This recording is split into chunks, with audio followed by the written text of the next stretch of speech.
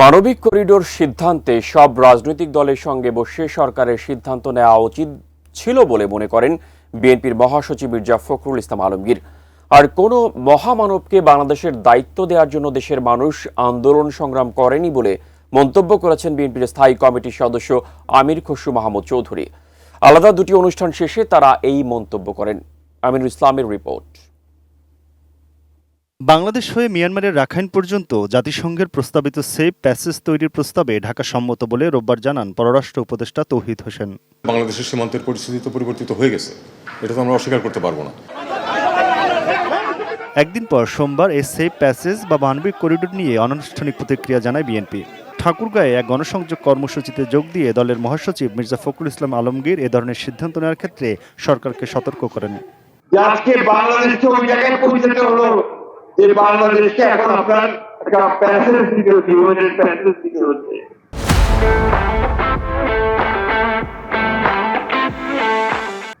অনেক বড় সিদ্ধান্ত। এই সিদ্ধান্তের সঙ্গে আমাদের স্বাধীনতা, সার্বভৌমত্ব এবং ভবিষ্যতে এই অঞ্চলের শান্তি স্থিতিশীলতা জড়িত আছে। সরকারের উচিত ছিল, দায়িত্ব ছিল এই বিষয়টা নিয়ে সমস্ত রাজনৈতিক দলগুলোর সঙ্গে কথা বলা। এইটা কথা না বলে তারা এককভাবে সিদ্ধান্ত নিয়ে আজকে এই প্যাসেজ বলে তারা জায়গা দিচ্ছে।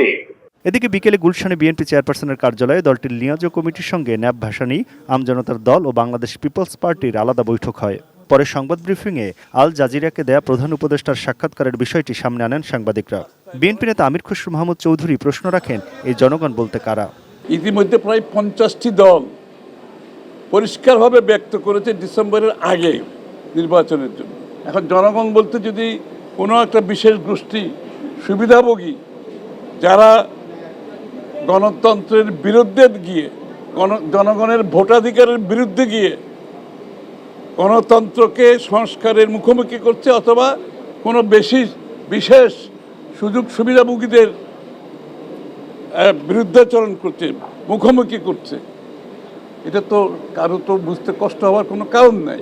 কোনো মহামানব গণতন্ত্রের সমাধান দেবে এটা বিশ্বাস করার কোনো কারণ নেই বলেও মন্তব্য করেন বিএনপির স্থায়ী কমিটির এই সদস্য। যেই সরকার জনগণের ভোটে নির্বাচিত হবে তারা জনগণের কাছে দায়বদ্ধ থাকবে, জবাবদিহি থাকবে, সেটা যেই সরকারই হোক। কোনো মহামানবকে বাংলাদেশের দায়িত্ব দেওয়ার জন্য বাংলাদেশের মানুষ নির্বাচনে, এই বাংলাদেশের মানুষ আন্দোলন সংগ্রাম করে নাই, ত্যাগ স্বীকার করে নাই। আর কোনো মহামানব কোনো দেশের গণতন্ত্রের সমাধান দেবে তার জন্য বাংলাদেশের জনগণকে অপেক্ষা করতে হবে, এটা বিশ্বাস করার কোনো কারণ নেই। Aminul Islam, ATN news, Dhaka.